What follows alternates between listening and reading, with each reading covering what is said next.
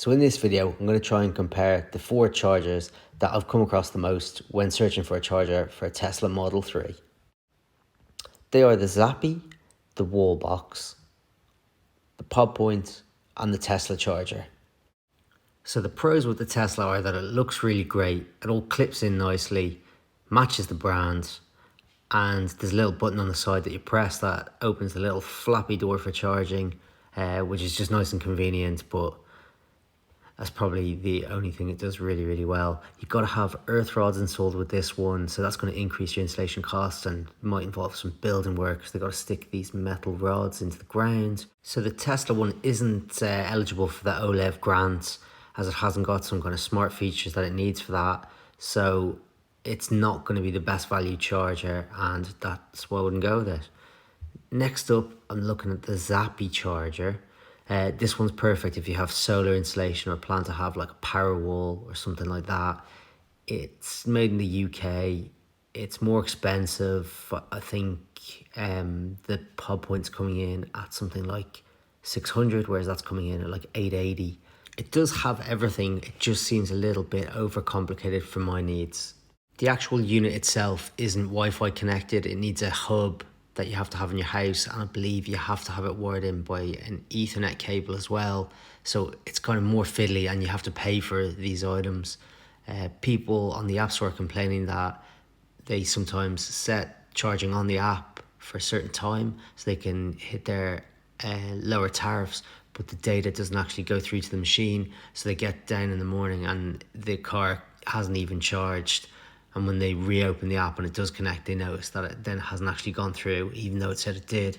So you're dealing with stuff like that, but I'm sure all these things can be ironed out. Basically, if you have a solar installation or you plan to have a solar installation, this one's the right one for you. This one doesn't need any earth rods or anything like that.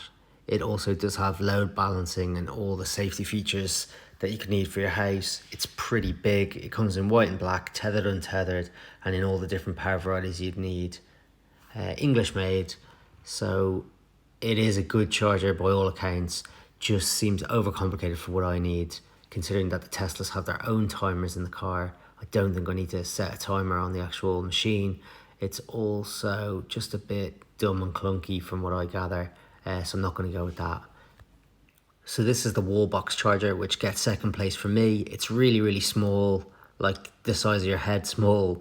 It fits on the wall, comes in black and white. It lights up when you're charging it and flashes when it's charged. It's got Bluetooth connectivity and also Wi-Fi, so you've got both options there. The main issue with it is it doesn't have load balancing, so you have to have a separate thing for that, which again, you're going to have to pay for. More complicated to install. It does have a timing function and you are able to lock it and do things like that. It seems pretty good.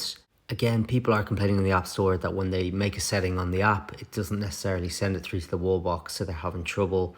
Generally, I've heard customer service isn't great, but so that leads me on to the one I've actually gone for. The ordering process was just so easy, and that's the PodPoint. They're a national brand. They've been owned by EDF for a year or two.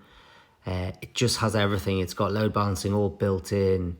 You go on their website to order and it's just really seamless. The price includes installation. The reviews on the App Store are pretty bad as well, although they do have a national charging network. I think the main takeaway I've taken from all the research is that you're better off to just set the timer in your car rather than on the charger itself, and just allow the charger to be a dumb charger that hangs on the wall. You plug it in and control everything through the Tesla app.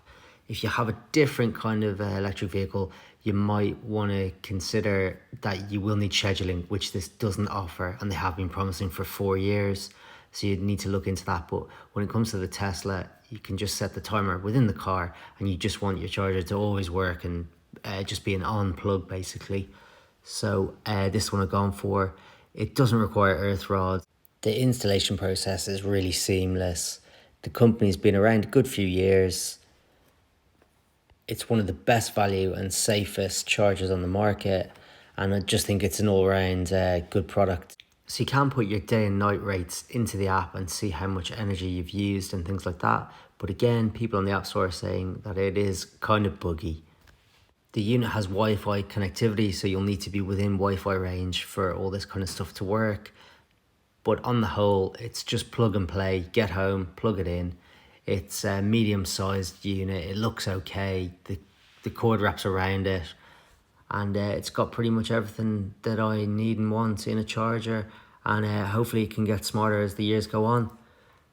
If you are looking for something more complicated that you can geek out on, I think the Zappi 2 by My Energy is probably the one for you, but this was the one for me. I hope the video was okay. Sorry if sorry if it's a bit choppy and things like that.